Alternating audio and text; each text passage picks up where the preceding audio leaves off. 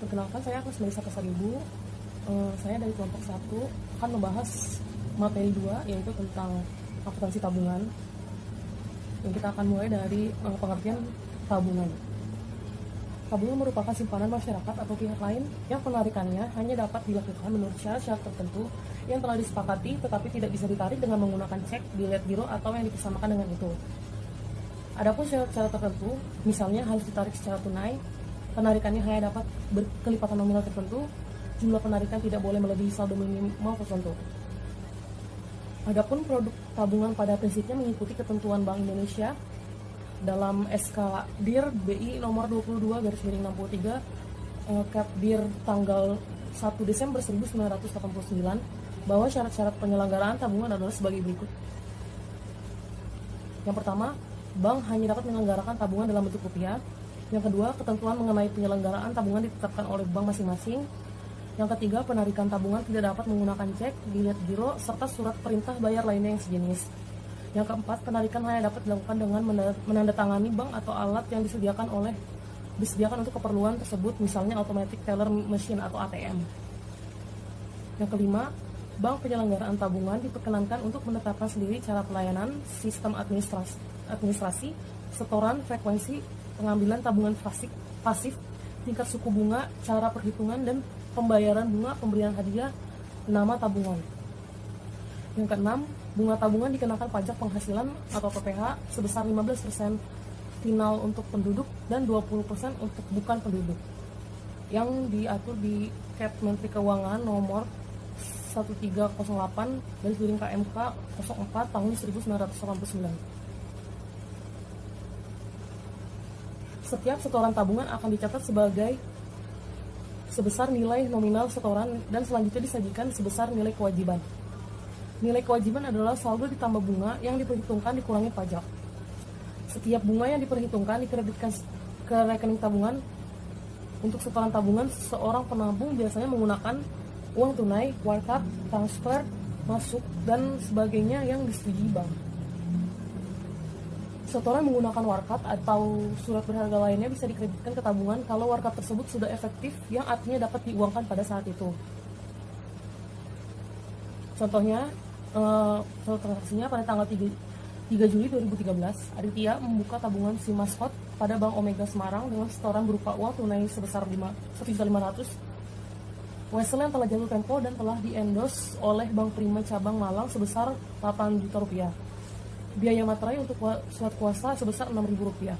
Maka jurnal pada tanggal 3 Juli 2013 ialah keterangannya terima warkat inkanso, di rekeningnya untuk yang di debitnya RAR warkat inkanso diterima itu sebesar 8 juta. Inkanso berhasil kredit, di kreditnya RAR warkat inkanso diterima. Dan untuk keterangan catatan ketabungan debit RAK Cabang Malang itu sebesar 8 juta, kas sebesar 1.500.000 untuk yang di sebelah kreditnya, biaya materai 6.000. Untuk tabungan Simaskot Aditya sebesar 9.494.000. Penyetoran tabungan tidak hanya dapat dilakukan pada bank tempat penabung membuka tabungan, namun bisa juga dilakukan di kantor cabang yang lainnya. Bila hal ini terjadi, maka akan dicatat pada rekening antar kantor atau RAK.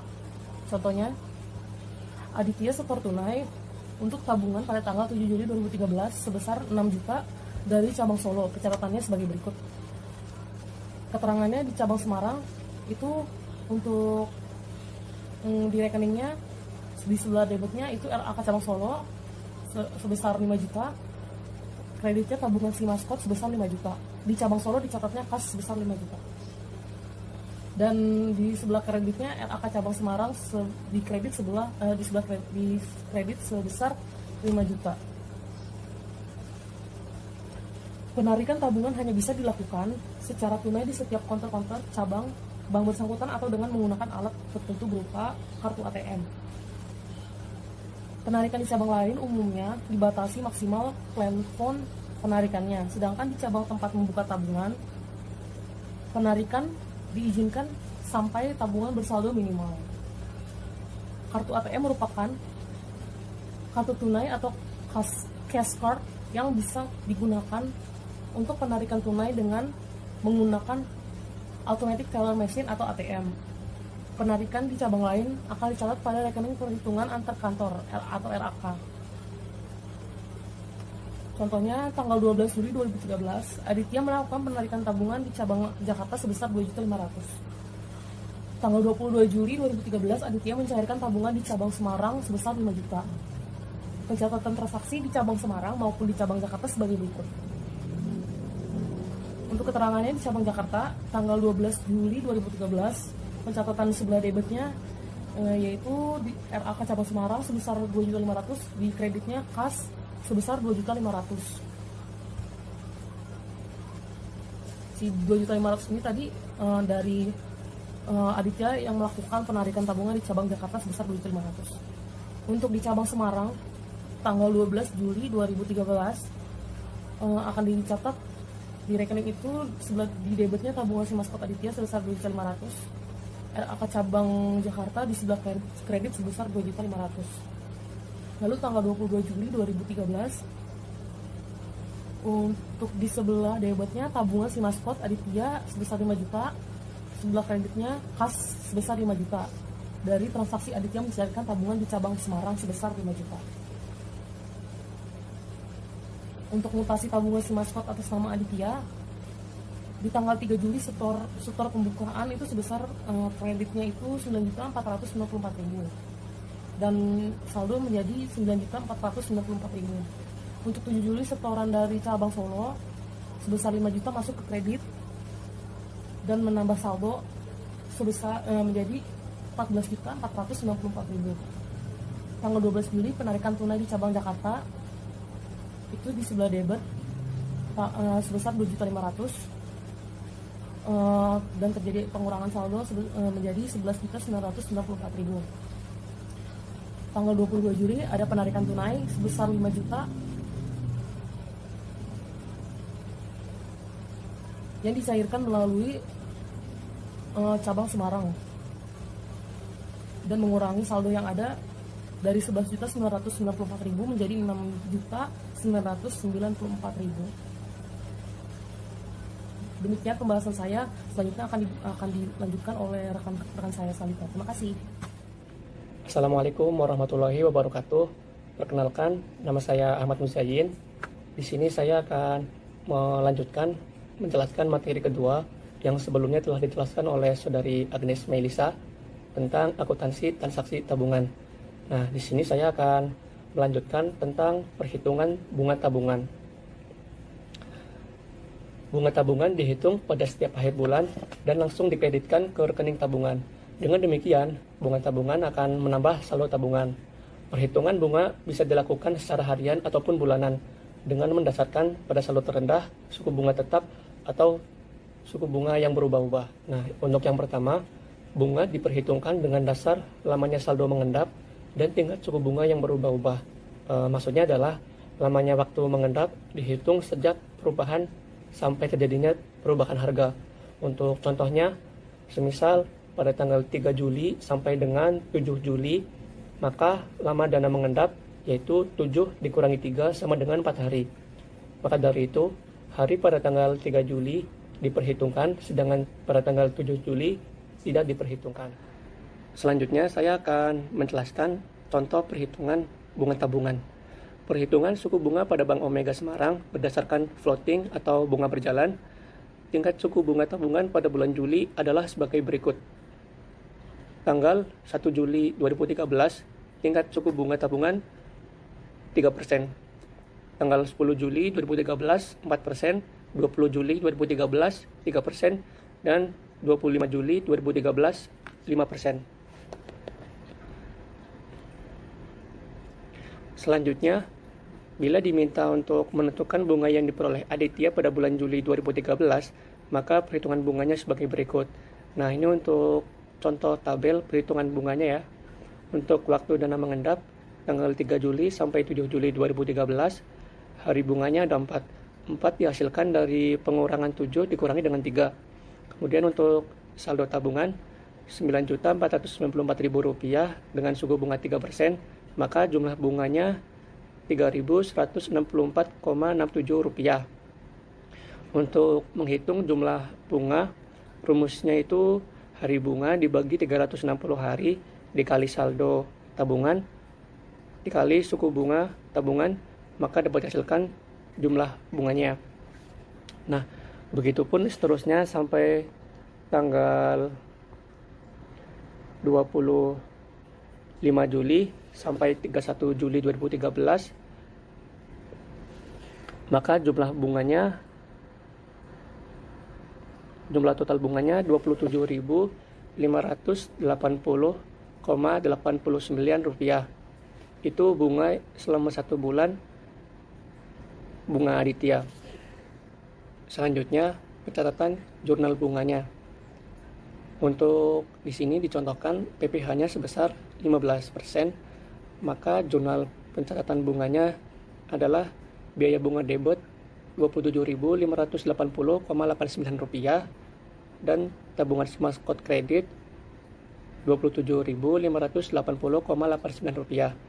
Untuk jurnal pencatatan pajaknya, tabungan maskot debit Rp4.137,13 dan utang PPh-nya kredit Rp4.137,13.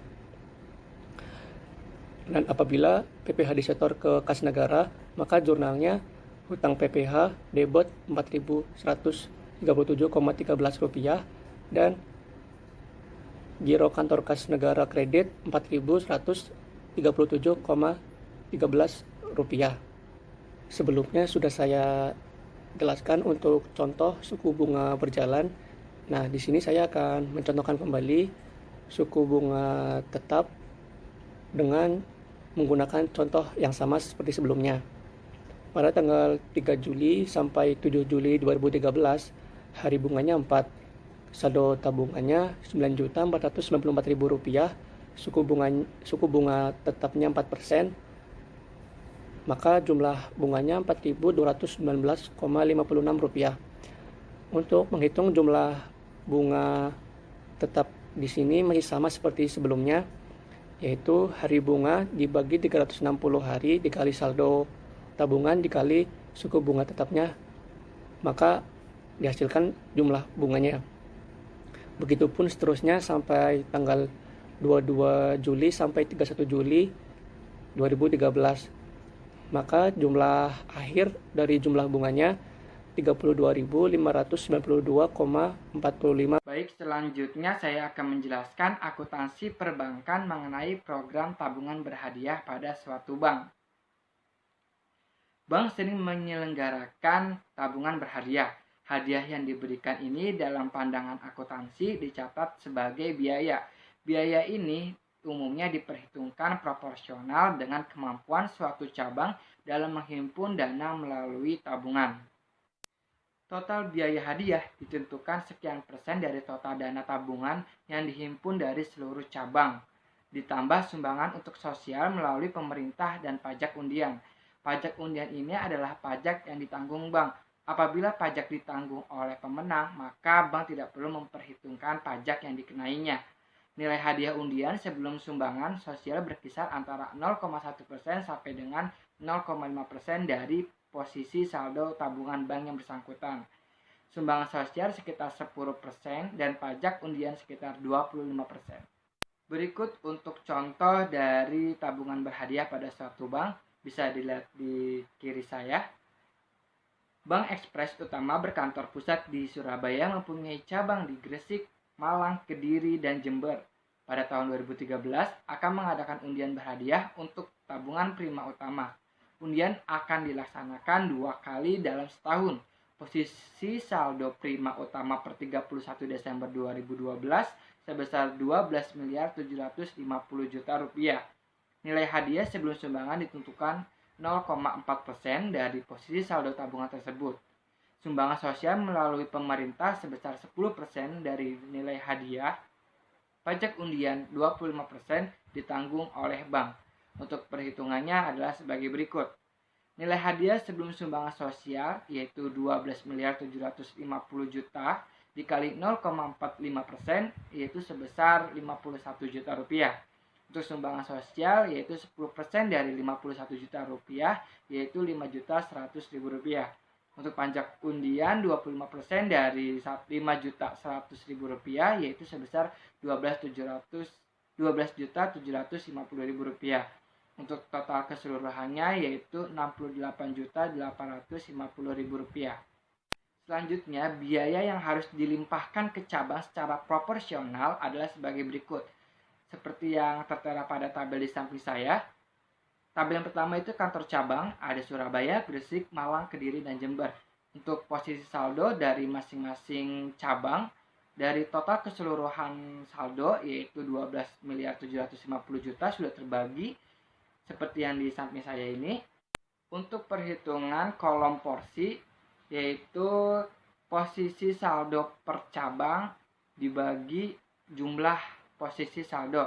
Dalam contoh kali ini, porsi untuk kantor cabang Surabaya perhitungannya dari 4 miliar 250 juta dibagi dengan 12 miliar 750 juta rupiah sehingga menghasilkan 0,3334% yang akan menjadi porsi dari kantor cabang Surabaya. Selanjutnya ada kolom beban per semester. Untuk perhitungan beban per semester yaitu pada kantor cabang Surabaya, total dari seluruh beban yaitu Rp68.850.000 yang kita hitung sebelumnya, itu dikali dengan persentase yang kita sudah hitung pada kolom porsi.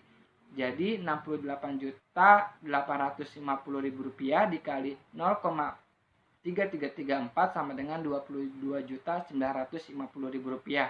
Itu menjadi beban per semester pada kantor cabang Surabaya. Untuk perhitungan kolom beban per bulan yaitu dengan membagi 6 dari total beban per semester. Jadi untuk kantor cabang Surabaya, beban per semesternya itu Rp22.950.000, kita bagi 6 sama dengan Rp3.825.000. Itu yang menjadi beban setiap bulan pada kantor cabang Surabaya.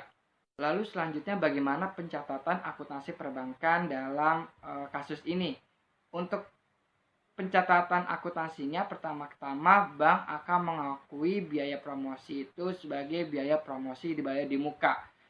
Untuk pencatatannya ada di samping sebelah kiri saya.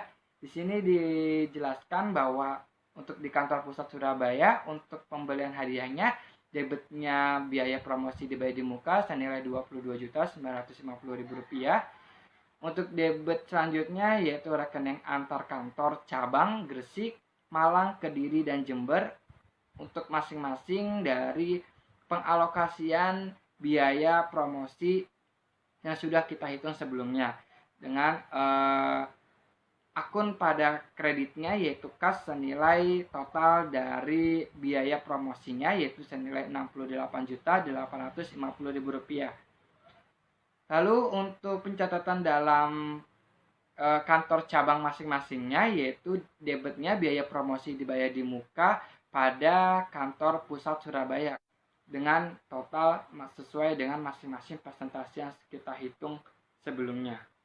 Selanjutnya pencatatan biaya promosi yang diakui pada setiap bulannya baik pada kantor pusat maupun kantor cabang itu untuk pencatatan akuntansinya sama yaitu debitnya biaya promosi pada biaya dibayar di muka sehingga akan mengurangi total dari biaya promosi dibayar di muka yang telah kita catat sebelumnya pada posisi debit.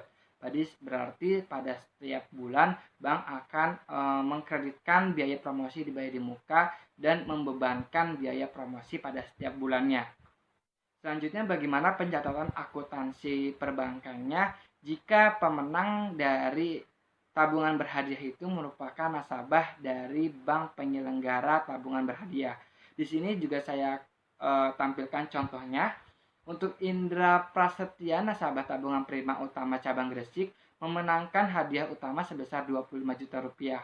Pencatatannya pada saat pelimpahan ke rekening nasabah, yaitu bank akan menjurnal debitnya RAK, rekening antar kantor pusat, pada kreditnya tabungan atas nama nasabah yang bersangkutan, yaitu pada contoh kali ini tabungan Indra Prasetya senilai masing-masing 25 juta rupiah.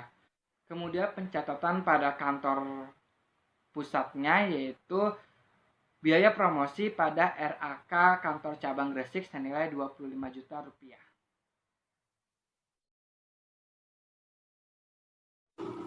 Assalamualaikum warahmatullahi wabarakatuh. Nama saya Amelia Nuralita Eki Putri dan kali ini saya akan mempresentasikan pertemuan ketiga, yaitu materi tentang akuntansi deposito dalam mata kuliah akuntansi perbankan. Baik, sekarang kita bahas deposito. Deposito itu sendiri merupakan simpanan masyarakat atau pihak ketiga yang penarikannya ini dapat dilakukan pada waktu tertentu menurut perjanjian antara penyimpan dengan bank yang bersangkutan. Dan deposito ini penarikannya itu hanya dapat dilakukan atau boleh dilakukan pada saat tertentu menurut jatuh temponya. Nah, jadi jatuh tempo deposito itu pada umumnya terdiri dari 1 bulan, 3 bulan, 6 bulan, 12 bulan, 18 bulan, dan juga 24 bulan. Jadi deposito masyarakat ini dapat dikategorikan kewajiban jangka pendek bila sejak tanggal pelaporan hingga jatuh temponya itu tidak melebihi 1 tahun. Sedangkan kewajiban jangka panjangnya itu apabila deposito yang jatuh temponya ini lebih dari 1 tahun sejak tanggal pelaporan. Baik, bagaimana dengan suku bunganya? Jadi suku bunganya ini tergantung pada kondisi suatu bank. Jadi apabila kondisi suatu bank ini membutuhkan dana likuiditas yang relatif besar, maka semakin lama jangka waktu deposito, maka akan semakin tinggi tingkat suku bunganya. Begitupun sebaliknya, dalam kondisi bank yang longgar atau berada pada ekonomi yang normal, maka tingkat suku bunga deposito itu akan semakin kecil untuk deposito yang memiliki jangka waktu yang lama. Kurang lebih seperti itu. Nah, untuk membuat deposito ataupun membuka deposito, deposan ini dapat menggunakan setoran tunai, cek, bilet giro, bukti transfer masuk, atau wesel atau warkat lainnya yang memang disepakati oleh bank tersebut. Jadi prinsipnya itu pada saat warkat di store, warkat tersebut itu harus sudah efektif, artinya dapat diuangkan. Nah, bank itu akan mencatat dalam rekening deposito bila waktu itu telah diuangkan. Jadi deposito itu dicatat sebesar nilai nominal deposito yang tertera di dalam perjanjian. Sekarang kita masuk ke contohnya. Contoh ketika membuat atau membuka deposito.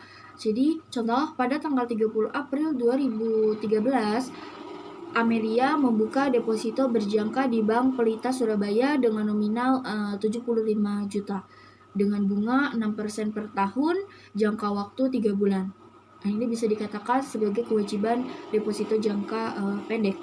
Jadi, untuk ini Rahmawati menyerahkan cek Bank Pelita Surabaya yang ditarik oleh Yusdianto sebesar 35 juta dan bilet giro atas nama Rahmawati sebesar 20 juta dan sisanya dibayar tunai. Berarti sisanya sebesar 20 juta. Pajak bunga 15%, pencatatan transaksinya ini kita bisa mencatatnya pada tanggal 30 April 2013 di dalam rekeningnya itu giro Yusdianto, giro Rahmawati, dan kas itu adalah debit, di mana giro Yusdianto sebesar 35 juta di debit, giro Rahmawati sebesar 20 juta di debit, dan juga giro dan juga kas itu di debit sebesar 20 juta dan deposito berjangka sebesar 75 juta itu di kredit. Nah, jadi deposito yang telah jatuh tempo ini bisa diperpanjang dengan dua cara. Yang pertama itu adalah perpanjangan otomatis dan yang kedua adalah perpanjangan biasa. Jadi kalau perpanjangan otomatis ini dilakukannya itu karena permintaan deposan yang sudah dibuat atau sudah disepakati ya di dalam perjanjiannya pada saat pembukaan deposito. Jadi dengan demikian bank itu tidak perlu atau tidak usah menghubungi deposan ataupun sebaliknya, jadi deposan juga tidak usah menghubungi bank lagi untuk memberitahukan informasi bahwa akan ada perpanjangan deposito gitu. Jadi kalau untuk perpanjangan biasa ini, perpanjangan ini tuh terjadi bila ada kesepakatan antara bank dan deposan di kemudian hari saat jatuh tempo. Jadi perpanjangan ini bisa inisiatif deposan ataupun inisiatif bank sebagai home service-nya bank untuk nasabah deposan gitu. Kedua cara perpanjangan tersebut sebenarnya tidak berbeda ya pencatatannya. Jadi bank itu akan mendebit rekening deposito lama dan mengkredit rekening deposito baru. Nomor rekening deposito dan biliet deposito itu tetap sama menggunakan yang lama kecuali suku bunga deposito berubah ketika terjadi perpanjangan deposito. Contohnya, apabila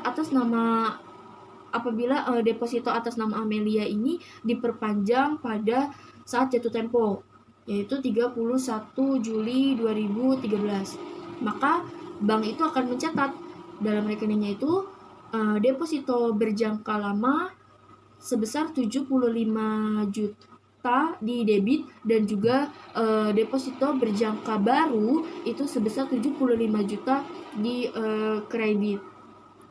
Untuk penarikan deposito berjangka sebelum jatuh tempo, jadi lazimnya itu deposito itu ditarik setelah jatuh tempo, sebab sudah ada perjanjian sebelumnya ketika membuka deposito tersebut, kan?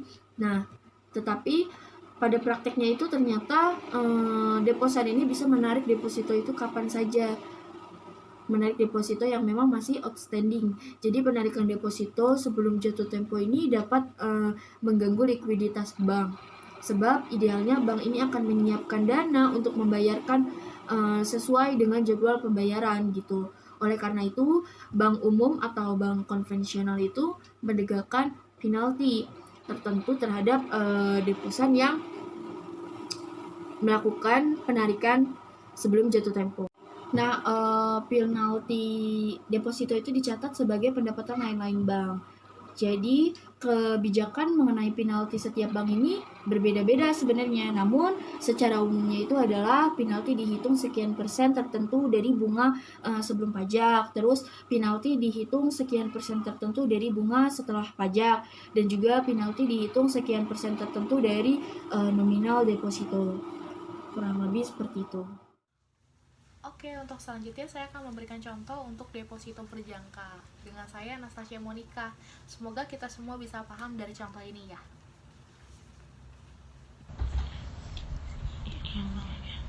Nah, di sini saya ada contoh hasil memiliki deposito berjangka di Bank Pembangunan Surabaya nominalnya 30 juta, jangka waktunya 6 bulan, suku bunganya 6%.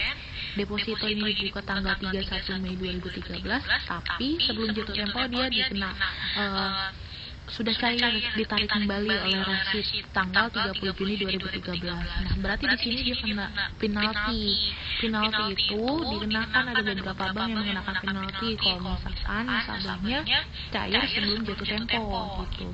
Penaltinya itu dihitung 20% dari bunga sebelum pajak. Nah, pajaknya ini 15%. Oke, kita coba contoh perhitungannya ya. Untuk bunga depositonya tadi 30 juta dikali 6%, dikali 1 bulan, dibagi 12 bulan, total dalam 1 tahun. Nah, dapat 150.000. Pajak bunganya tadi kan 15%, dikali 150.000 yang tadi, dapat 22.500. Nah, berarti bunga setelah pajak dikurang aja, dapat 127.500. Nah, penaltinya 20%, dikali 150.000 yang sebelum pajak ya, dapat 30.000. Berarti bunga deposito yang dibayar bank sebesar 97.500. Ini kurang 500 ya. Ya, ini hasilnya. Oke. Jangka waktunya 6 bulan, nominalnya 20 juta, telah dibukanya pada Bank Permata Cabang Solo. Nah, tanggal 31 Agustus 2013 dengan suku bunganya 7% per tahun. Nah, tanggal 5 September, ternyata tersebut dipindahkan ke Bank Permata juga sama, tapi cabang Purwokerto. Nah, di sini ada beberapa ketentuan alokasi beban bunga, itu dihitung dari harinya. Misalkan 1 sampai dengan 7 hari ada di 25%, hingga 22 sampai dengan akhir bulan itu sebesar 100%. Ini bisa saya ini adalah beban lokasi alokasi beban bunganya ya. Oke. Kalau misalkan nah, di sini kan tanggal pembukaannya 31 Agustus. Nah, sampai dengan perpindahannya 5 September. Berarti itu kan masih ada di 5 hari. Masih berada di 1 sampai 7 hari yang ini ya. Yang ini, oke. Berarti dia ada di 25% gitu. Nah, ada 25% ya. Nah, kita hitung coba ya. Habis itu tapi kalau nanti pas lagi yang Bank Permata cabang Purwokertonya, berarti pembagian beban bunganya untuk alokasi beban bunganya itu dia udah lebih dari tanggal 5 September sampai total bunga yang bulan September itu dia udah lebih dari 22 hari. Berarti dia ada di 100%. Berarti pertama kita hitung yang Bank Permata cabang Solo. Cabang Solo, berarti bunganya 20 juta dikali 6% dikali 1 bulan dibagi 12 bulan dikali 25%. 25% itu alokasinya, dapat 25.000. Nah, pajaknya, dia akan dari pajak 15%, dikali 25.000 itu, dapat 3 juta, dapat 3.750. Nah, bunga setelah pajaknya pada bulan September 2013 itu 21.250 ya ini ya. Ini totalnya. Oke. Nah, kalau misalkan untuk di Bank Permata cabang Purwokerto berarti bunganya 20 juta dikali 6% dikali 1 dibagi 12 dikali 100% untuk alokasi beban bunganya. Berarti dapat 100.000. Berarti pajaknya tadi 15% dikali 100.000 dapat 15.000. Tinggal dikurang aja dapat bunga setelah pajaknya di September 2013 dapat 85.000. Ini salah penulisan ya ini. Oke. Habis itu untuk jurnalnya berarti di Bank Permata Cabang Solo tanggal 31 bulan 8 debitnya kas 20 juta, kreditnya deposito berjangka 20 juta. Tanggal 5 bulan 9 2013 itu dapat debitnya deposito berjangka 20 juta tadi, biaya bunganya 25.000. Oke, untuk kreditnya berarti hutang PPh-nya 3.750, kreditnya cabang Purwokerto 20 juta 21.250. Nanti untuk Bank Cabang Purwokerto berarti di tanggal 5-nya, tanggal 5 bulan 9-nya dia dapat di debitnya cabang Solonya 20 juta 21.250, di kreditnya deposito berjangkanya 20 juta, untuk kreditnya bunga yang harus dibayar 21.250. Nah, tanggal 30 bulan 9 dia kan langsung bunga debitnya dia bunga 100.000, debitnya bunga yang harus dibayarnya 21.250, kreditnya hutang PPh 15.000, kreditnya kas 106.250. Nah, segitu.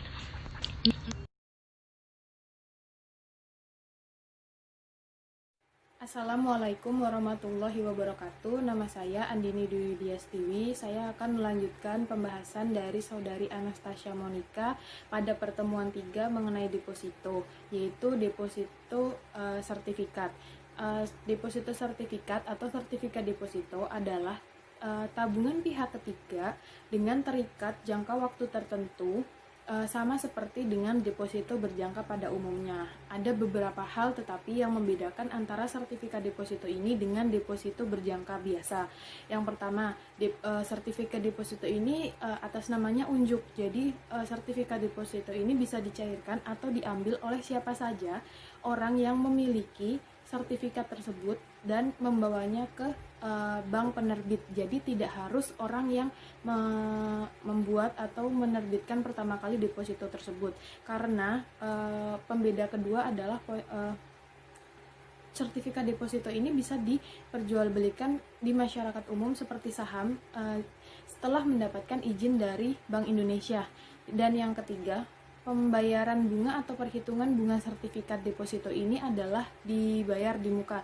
Jadi pada saat pembukaan sertifikat deposito atau pembelian sertifikat deposito ini, jadi bunganya dihitung di awal atau didiskontokan. Jadi nantinya si pembeli atau pembuat sertifikat deposito ini akan membayar sejumlah nilai nominal nilai tunainya saja, yaitu nilai nominal dikurangi dengan bunga yang harus dibayarkan oleh bank yang nantinya harus dipotong juga dengan pajak bunga tersebut. Adapun pembahasan mengenai contoh bunga deposito dan perhitungannya untuk sertifikat deposito sebagai berikut. Selanjutnya saya akan membahas mengenai contoh perhitungan dari sertifikat deposito. Di sini yaitu contohnya pada tanggal 1 April 2013, Andian membeli sertifikat deposito seri A sebanyak 30 lembar, nilai nominal masing-masingnya yaitu 5 juta per lembar secara tunai kepada Bank Arta Surabaya dengan jangka waktu 3 bulan, suku bunga 10% dan pajak bunganya 15%. Di sini kita perlu dihitung terlebih dahulu mengenai nilai tunainya, karena nilai sertifikat deposito ini hampir sama dengan saham, yaitu menggunakan nilai tunai dan nilai nominalnya. Jadi nilai nominal sertifikat deposito ini adalah 30 dikali 5 juta, 150 juta. Nilai tunainya 150 juta dikali 360 hari, dibagi 360 hari ditambah 0,1 yaitu 10% bunganya, dikali 90 hari jangka waktu depositonya.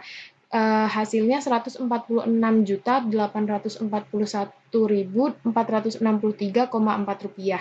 Kemudian bunga dibayar di muka atau disebut dengan diskonto, yaitu sebesar 3.158.536,6 itu adalah selisih dari nilai nominal dengan nilai tunainya. Kemudian yang dihitung adalah pajak bunganya sebesar 15% dikali nilai bunganya yang tadi 3.158.536,6 yaitu 473.780.000,49. Jadi bunga bersih yang dibayar oleh bank adalah 3.158.000 ini dikurangi dengan 473.780,49 rupiah, yaitu sebesar 2.684.756,11. Kemudian yang harus dicatat adalah berdasarkan perhitungan tersebut, maka yang diketahui jumlah harus dibayarkan oleh bank adalah 150 juta nilai nominal dikurangi dengan bunga bersih yang diterima di muka tadi 2.684, hasilnya 147.315.243,9. Jadi jurnalnya adalah sebagai berikut. Ketika penerbitan sertifikat deposito pada tanggal 1 April 2013, debit dicatat kas sebesar 147.315.243,9 yaitu dari nilai nominal dikurangi bunga. Kemudian debit biaya bunga dibayar di muka 3.158.536,6 yaitu bunga sebelum dikurangi dengan pajak. Nah, di kreditnya adalah hutang PPH yaitu 473.780,49 dan kreditnya sertifikat deposito yaitu senilai 150 juta atau senilai nilai nominalnya. Kemudian pada tanggal 1 bulan 5 2013 dihitung amortisasi bunganya, yaitu debit biaya bunga sebesar 1.052.845,53 yaitu dari 3.158.000 ini dibagi dengan 3 karena kan 3 bulan jangka waktunya. Jadi per bulannya adalah 1.052.845,53. Kemudian biaya bunga dibayar di mukanya sebesar 1.052.845,53 untuk kreditnya. Kemudian pada amortisasi biaya bunga yang kedua, tanggal 1 bulan 6, masih sama debit biaya bunga dan kreditnya biaya bunga yang dibayar di muka sebesar Rp1.052.845,53. Kemudian pada bulan terakhir 1 Juli 2013 ada 2 pencatatan, yaitu yang pertama amortisasi bunganya bisa dipisah atau bisa langsung digabung. Kalau yang contoh di sini adalah digabung, jadi dia amortisasi dan penarikan sertifikatnya. Debit biaya bunga sebesar 1.052.000. Kemudian debit lagi sertifikat depositonya senilai 150 juta sesuai yang kita jurnal pada tanggal 1 bulan April. Dan di kreditnya biaya bunga dibayar di muka sebesar ini harusnya 1.052.842, kemudian baru kasnya sebesar 150 juta. Di sini ada salah ketik ya. Sekian dari penjelasan untuk contoh perhitungan sertifikat deposito. Wassalamualaikum warahmatullahi wabarakatuh. Assalamualaikum warahmatullahi wabarakatuh. Saya Desi Chandra akan mempresentasikan mengenai akuntansi giro. Definisi giro itu merupakan simpanan nasabah di bank yang penarikannya hanya dapat dilakukan dengan cek, bilet giro, surat perintah bayar, dan surat pemindah bukuan. Yang akan kita bahas dalam materi ini hanya cek dan bilet giro saja. Definisi cek adalah surat perintah pembayaran tanpa syarat, yang mana syarat umum sendiri dari cek itu adalah 1. Harus ada kata cek, 2. Nominal pembayaran, 3. Bank tertarik, 4. Tempat pembayaran, 5. Tempat dan tanggal dikeluarkannya cek, dan 6. Tanda tangan penarik. Sifat cek meliputi 1. Dibayar tunai, 2. Dibayar setiap saat, 3. Masa berlakunya cek itu adalah 70 hari dari tanggal pembuatan cek. Dan yang keempat, cek tidak dapat dibatalkan oleh penarik, kecuali ada surat kehilangan dari kepolisian. Sedangkan definisi dari bilet giro adalah surat pemindah bukuan, yang mana syarat normal dari bilet giro ini hampir sama dengan syarat umum cek, yang mana harus ada kata bilet giro, di formulir bilet gironya, nomor seri bilet giro, perintah jelas pemindah bukuan dengan nominal atas nama saldo penarik, nama bank penarik, nama pihak penarik, lokasi penarikan, nominal pemindah bukuan di dalam angka dan huruf, tanda tangan penarik, dan tanggal efektif bilet giro. Giro dikelompokkan sebagai dana jangka pendek oleh bank karena dapat ditarik setiap saat. Bank lebih fokus untuk memberikan jasa giro karena biayanya murah dan relatif lebih rendah dibandingkan tabungan dan deposito. Pemberlakuan jasa giro antara bank yang satu dengan yang lain pasti berbeda. Perbedaannya seperti penerapan bunga harian, sistem bunga terendah, bunga sama besarnya untuk setiap nominal dan sistem bunga berjenjang, dan tingkat bunga giro semakin menarik untuk saldo tertentu.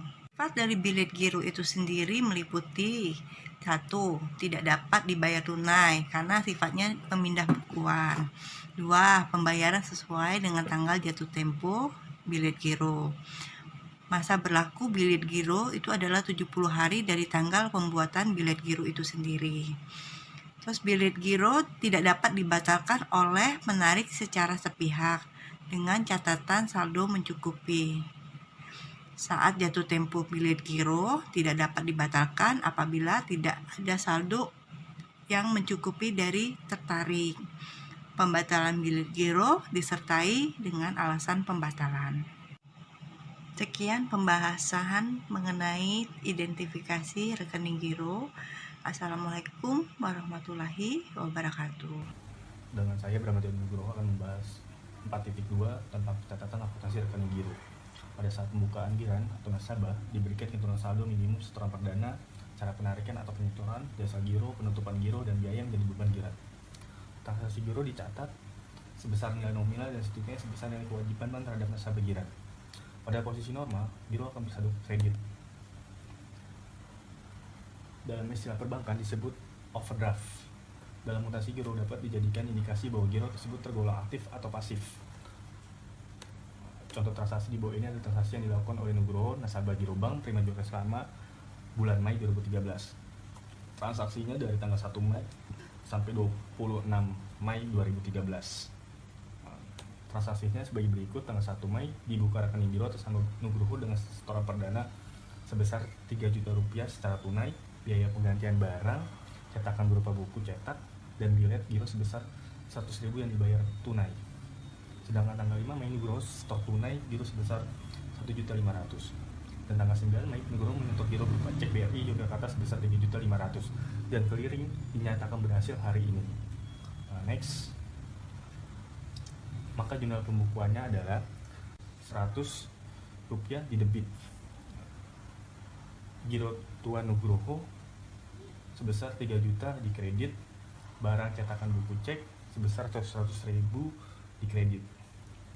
Tanggal 5 Mei dari kas sebesar 1.500.000 di debit, sedangkan giro Tuan Nugroho sebesar 1.500.000 di kredit. Tanggal 9 Mei giro BI sebesar 3.500.000 dan giro Tuan Nugroho sebesar 3.500.000. Next, daftar mutasi giro atas nama Nugroho dari tanggal 1 Mei sampai 26 Mei 2013. Tanggal 1 Mei stok tunai sebesar 3 juta rupiah di kredit, saldonya 3 juta rupiah.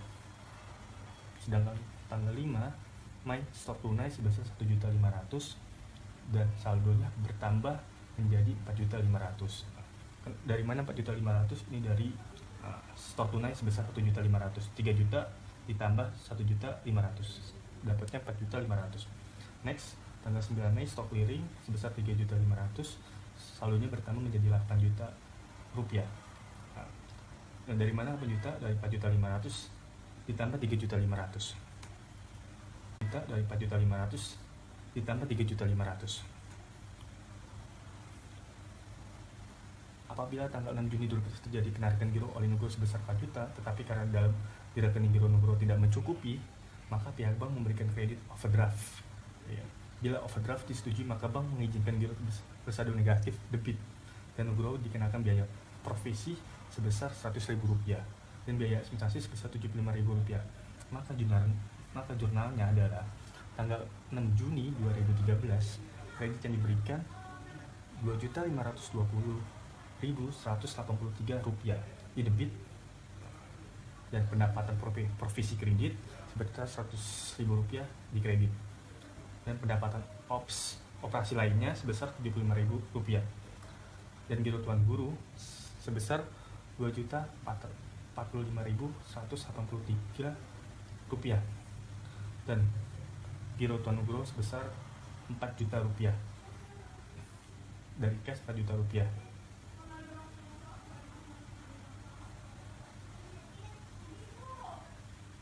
Dengan demikian mutasi giro Nugroho setelah pemberian kredit oleh bank sebagai berikut. Tanggal 1 Mei setoran tunainya Rp3 juta di kredit. Assalamualaikum warahmatullahi wabarakatuh. Perkenalkan, nama saya Catur Piranti. Berikut ini adalah contoh transaksi rekening giro.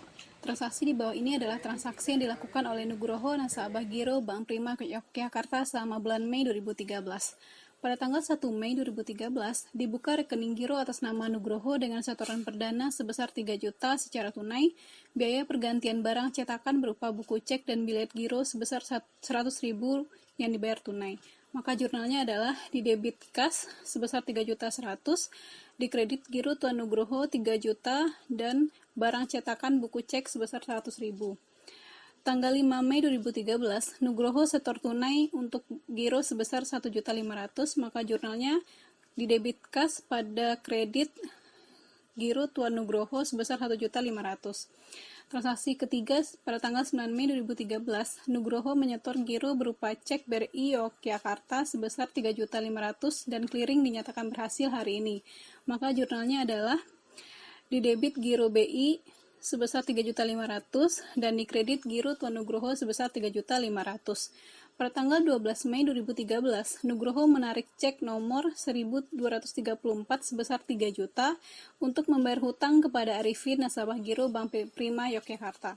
Maka jurnalnya adalah didebit giro Tuan Nugroho sebesar 3 juta dan dikredit giro Arifin sebesar 3 juta.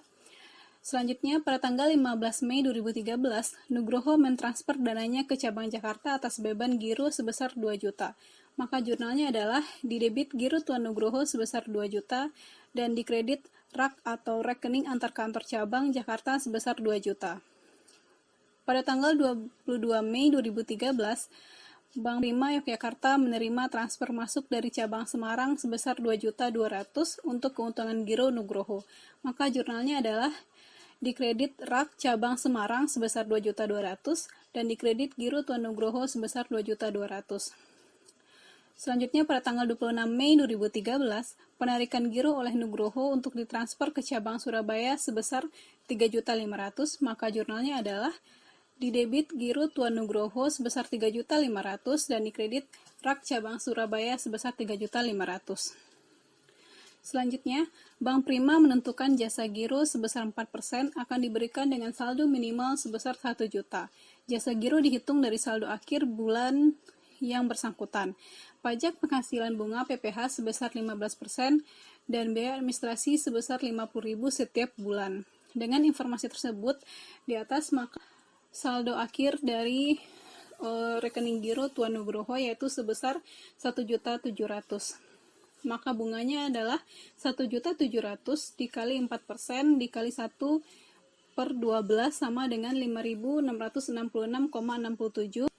Maka dengan jurnalnya di debit bunga giro sebesar 5.666,67 rupiah, di kreditnya giro Tuan Nugroho sebesar 5.666,67 rupiah. Selanjutnya untuk perhitungan pajak penghasilan sebesar 15% dengan cara perhitungannya 5.666,67 dikali 15% sama dengan 850, maka jurnalnya adalah didebit giro Tuan Nugroho dan dikredit hutang PPh sebesar 850 rupiah. Selanjutnya untuk jurnal biaya administrasi sebesar 50.000 adalah didebit giro Tuan Nugroho sebesar 50.000 dan dikreditnya pendapatan operasional lainnya sebesar 50.000. Nah, untuk daftar mutasi Tuan Nugroho dapat dilihat pada slide berikut ini dengan saldo akhir setelah bunga, pajak dan administrasi sebesar 1.654.816,67 rupiah. Apabila pada tanggal 6 Juni 2013 terjadi penarikan giro oleh Nugroho sebesar 4 juta, tetapi karena dana di rekening giro Nugroho tidak mencukupi, maka pihak bank memberikan kredit overdraft. Bila overdraft disetujui, maka bank mengizinkan giro bersaldo negatif dan Nugroho dikenakan biaya provisi sebesar 100.000 dan biaya administrasi sebesar 75.000. Overdraft ini adalah dana talangan yang diberikan oleh bank kepada nasabahnya dikarenakan nasabah melakukan penarikan di atas saldo yang ada dalam rekening gironya. Maka jurnalnya adalah di debit kredit yang diberikan sebesar 2.520.183,33 rupiah, di kreditnya pendapatan provisi kredit sebesar 100.000, pendapatan operasional lainnya sebesar 75.000, dan giro Tuan Nugroho sebesar 2.345.183,33 rupiah. Dan jurnal satunya lagi di debit Giro Tuan Nugroho sebesar 4 juta dan di kreditnya kas sebesar 4 juta rupiah. Nah, dengan demikian mutasi Giro Nugroho setelah pemberian kredit oleh bank sebagai berikut dapat dilihat. Setelah overdraftnya disetujui, maka penarikan tunai sebesar 4 juta dan overdraftnya sebesar 2.345.183,33 rupiah, sehingga saldonya menjadi 0.